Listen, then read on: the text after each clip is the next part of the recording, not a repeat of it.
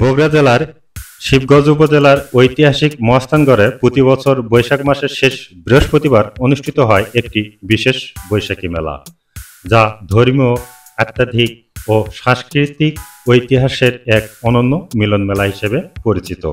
মহাস্থানগড় একসময় পুণ্ডনগরী নামে পরিচিত ছিল এবং বাংলার প্রাচীন রাজধানী হিসেবে খ্যাতি অর্জন করেছিলেন।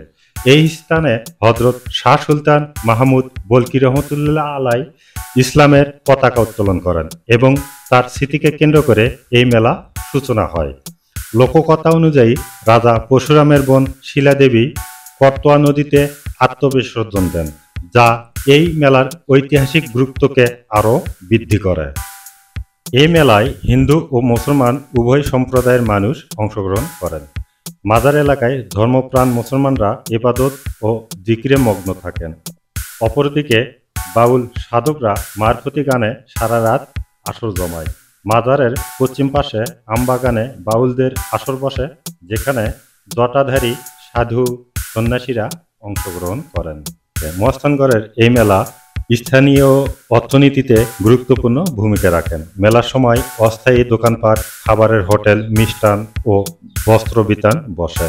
মেলার প্রধান আকর্ষণ ঐতিহ্যবাহী খটখটি, যা দূর দূরান্ত থেকে আগত দর্শনার্থীদের কাছে জনপ্রিয়।